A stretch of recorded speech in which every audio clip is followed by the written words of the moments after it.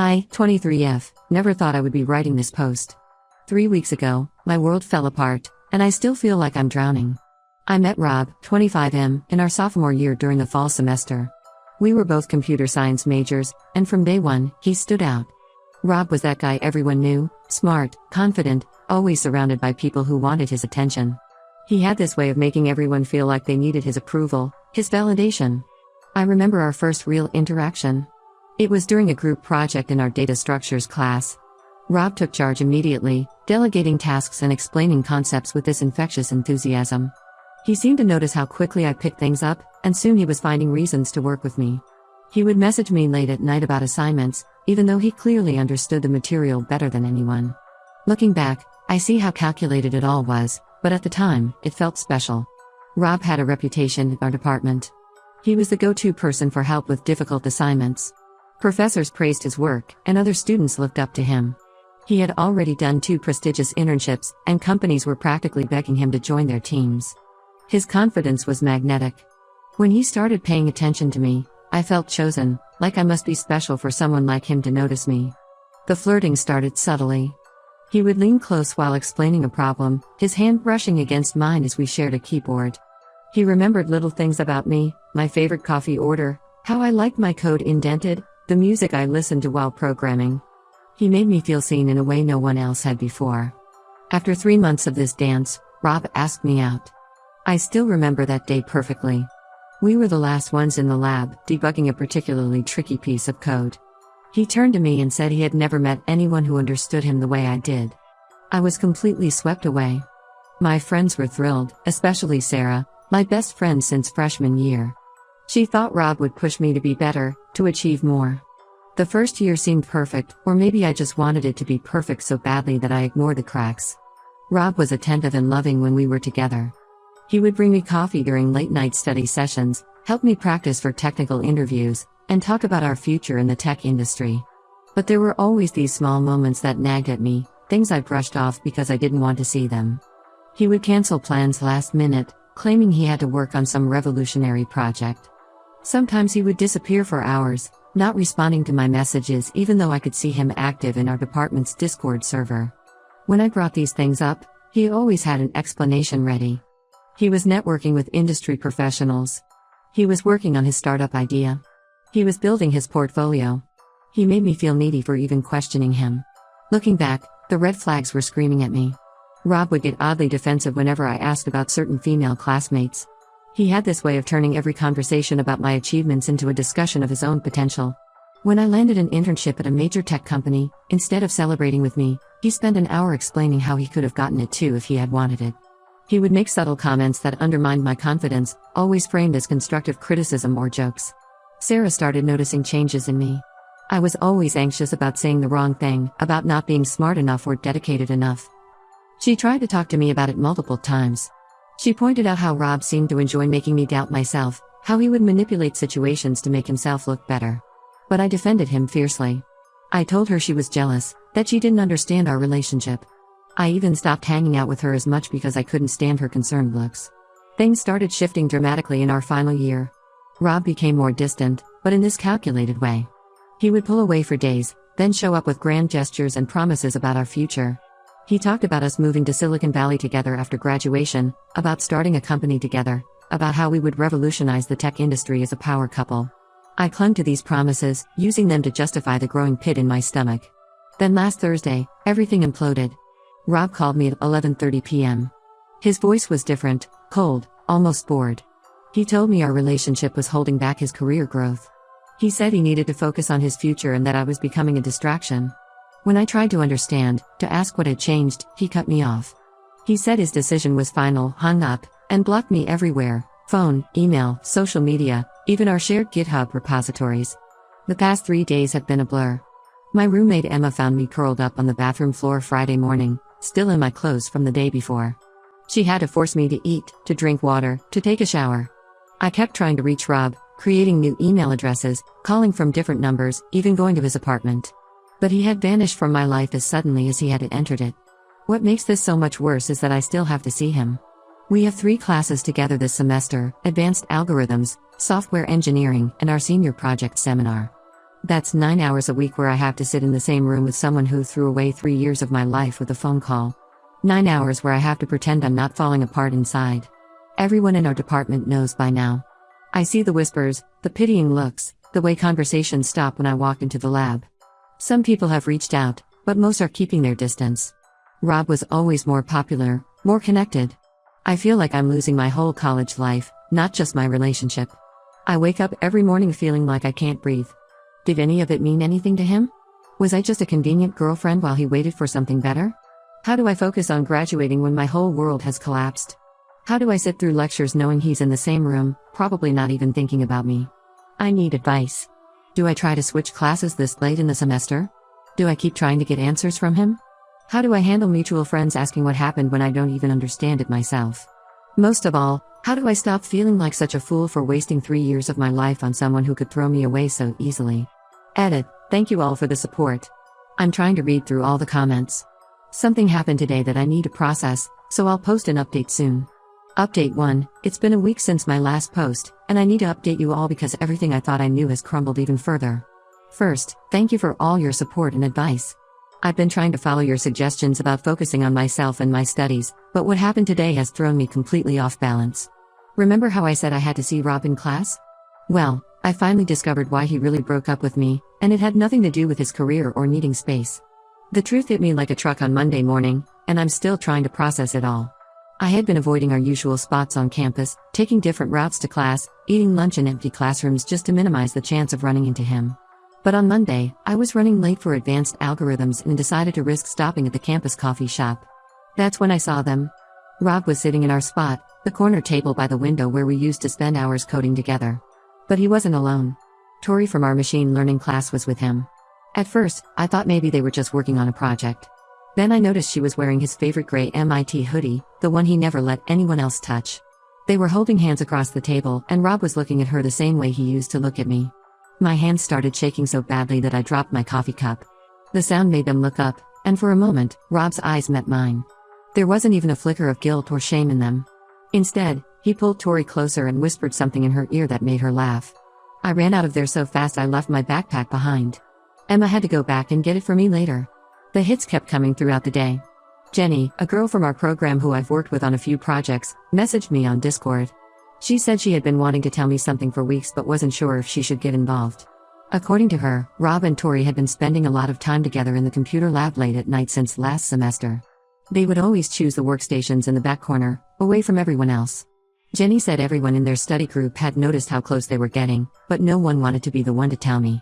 I spent the next few days piecing everything together like some sick puzzle. All those times Rob canceled our dates because of project work? He was with her.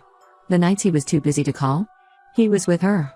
While I was sitting alone in restaurants waiting for him to show up, while I was defending him to Sarah and my other friends, while I was planning our future together, he was building a whole separate relationship with someone else. The timeline started making horrible sense. Last semester, Rob and Tori were paired up for a major project in advanced machine learning. I remember being a little jealous but pushing it down because I trusted him. He started staying late at the lab more often, saying he needed to focus on this project because it could lead to a research position.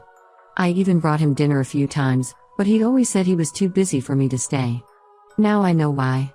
Just when I thought things couldn't get more complicated, Blake from our database systems class approached me yesterday. Blake has always been on the periphery of our social circle, quiet, kind of shy, but really smart. He asked if I wanted to grab coffee sometime, saying he had always thought I was interesting and wanted to get to know me better. He seemed genuine, and he's everything Rob isn't: thoughtful, humble, actually interested in what others have to say. For a brief moment, I was tempted to say yes.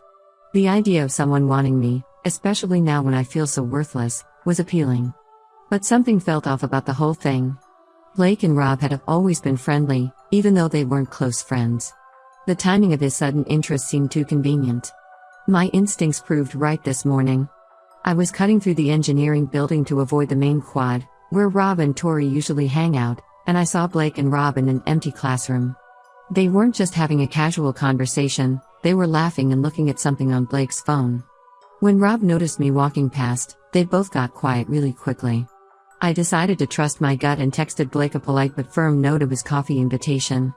Right now, I can't trust anyone who's connected to Rob, no matter how genuine they might seem. The whole situation has made me question everything and everyone around me. The hardest part is still having to see them together in class. Rob and Tori don't even try to hide their relationship anymore. They sit together in every class we share, their heads bent close as they share notes and whisper to each other. They act like they've been together forever, like the past 3 years of my life meant nothing. Meanwhile, I'm trying to focus on lectures while feeling like I can't breathe. My grades are starting to slip, and I can't afford that in my final year. I've started sitting at the back of the class, keeping my head down, trying to make myself invisible. The few friends I still had in the department are either taking Rob's side or avoiding both of us entirely. Some have even suggested that I must have done something to push him away, as if that would justify his behavior. Every memory from the past 3 years feels tainted now. Every sweet moment, every promise he made, every time he told me he loved me, was he thinking about her? Was he comparing us? Was I just a convenient placeholder until he found someone he actually wanted? I keep thinking about all the times he told me I was being paranoid or insecure when I questioned his late nights or canceled plans. He made me feel crazy for doubting him, all while he was actively betraying my trust. I won't let this destroy me though. I have 1 semester left, and I need to focus on graduating. I've blocked both Rob and Tori on everything, and I'm doing my best to avoid places where I might run into them. But I can't shake this feeling that there's more to this story that I don't know yet. Something about the way Blake and Rob are acting today makes me think this whole situation is even worse than I realize. Update 2. I need to write this update while my hands are still shaking, because what I discovered today has completely shattered any remaining doubts about Rob and Blake. My instincts about them were right, but the reality is so much worse than I could have imagined. Last week, I was pulling an all-nighter in the computer lab, trying to catch up on the work I'd fallen behind on. Around 2 a.m., Blake came in. He seemed surprised to see me there but acted friendly, setting up his laptop a few stations away. Around 3 a.m., he went to the bathroom, leaving his laptop open. I wasn't planning to look, I'm not that kind of person. But his messenger was open, and Rob's name caught my eye. It was like my body moved on its own. What I found made me physically sick. I had to run to the bathroom to throw up. Their chat history went back months. They had planned everything. Everything. Rob had told Blake exactly when he was going to break up with me, down to the hour. Blake's job was to wait exactly 3 days, then start showing up wherever I was, playing the nice guy role. They called it Operation Rebound. They had it all mapped out. Blake was supposed to be the perfect contrast to Rob, quiet, supportive, a shoulder to cry on. They had even analyzed my class schedule to figure out where Blake could casually run into me. The coffee invitation wasn't spontaneous, they had planned it weeks in advance. They had a bet going about how quickly Blake could get me to go out with him after Rob's breakup. But it gets worse. As I scrolled through their messages, I found links to a group chat with several other guys from our department. They called it the Players Club. These guys treated relationships like a sport, complete with points and rankings. They shared details about girls they were manipulating, traded tips on how to make girls feel insecure and dependent on them, and bragged about their conquests. I saw messages about me from throughout our relationship. Rob would share things I had told him in confidence, moments I thought were private between us. They mocked my trust in him, joked about how I never suspected anything when he was seeing other girls. There were detailed strategies about how to make me doubt myself, how to isolate me from my friends, especially Sarah. Then I found the messages about Tori. She wasn't special to Rob, she was just the latest target. They had a system where they would build a girl up, make her feel secure, then systematically break her down. Rob had already started laying the groundwork to do to Tori what he did to me. Blake was lined up to be her shoulder to cry on too when Rob eventually dumped her. I managed to take pictures of everything before Blake came back. I spent the rest of the night reading through 3 years of conversations, feeling more disgusted and violated with each message. It wasn't just about cheating, it was calculated psychological manipulation. They had been doing this to girls since freshman year, keeping detailed notes about what worked and what didn't. I debated what to do with this information for days. Part of me wanted to expose them to everyone immediately, to warn every girl in our department. But I knew they would try to paint me as the crazy ex-girlfriend, bitter about being dumped. So I decided to be strategic. I created a new email account and sent Tori the screenshots, especially the ones where they discussed their plans for her. I expected her to ignore me or call me jealous. She did, at first. She sent me a scathing message about how I was pathetic and needed to move on. But then Rob made a mistake. He fell asleep with his phone unlocked while Tori was at his place. She saw the group chat herself. She saw how they talked about her, the plans they had for her, everything. She confronted Rob about it, but he tried to laugh it off as just guys being guys, just locker room talk. That was his big mistake.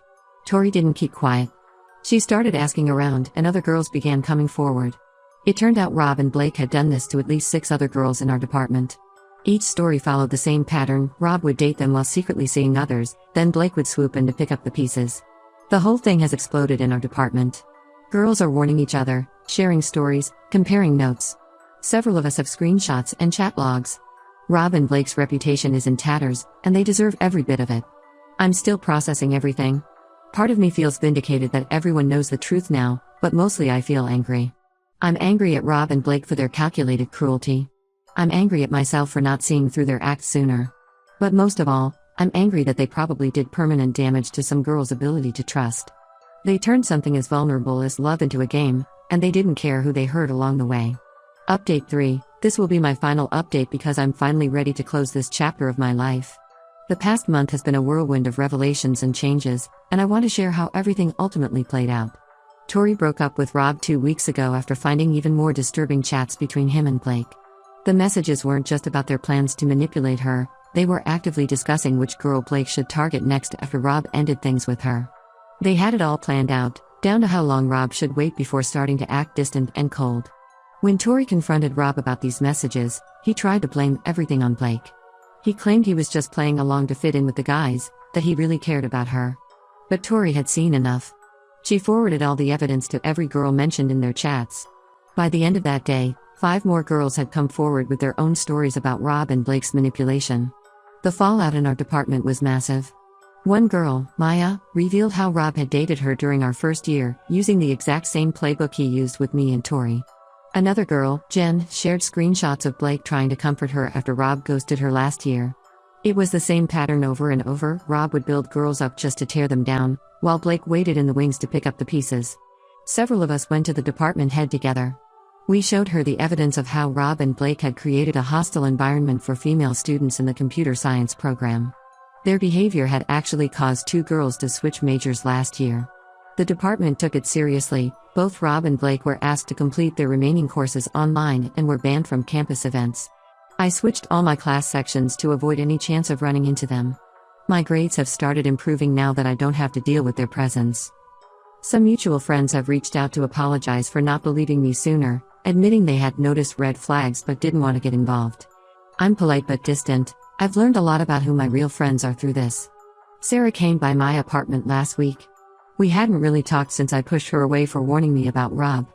She didn't say I told you so or make me feel worse than I already did. She just hugged me and said she was glad I finally saw the truth. We spent the whole night talking, and it felt like getting a piece of myself back. The whole experience taught me more than I ever wanted to know about trust and self-worth. I'm not jumping into another relationship anytime soon. I need time to rebuild my confidence and learn to trust my instincts again. But I'm also not letting Rob and Blake's actions destroy my faith in everyone. I've seen how the girls in our department have supported each other through this, sharing stories and warnings, creating a network to protect each other. I'm graduating in 2 months, and I already have a job lined up at a tech company in Seattle. The distance will be good, a fresh start away from all the memories and drama. Sometimes I still get angry thinking about those 3 years, about how they turned something as personal as relationships into a sick game. But I'm trying to see it as a lesson learned. I'm stronger now, smarter, and I know exactly what red flags to look out for. Rob and Blake can keep playing their games, but they'll find it much harder now that girls are warning each other about them. As for me, I'm done being anyone's pawn. I'm focusing on my future, my career, and most importantly, on trusting myself again. Thank you to everyone who supported me through these updates.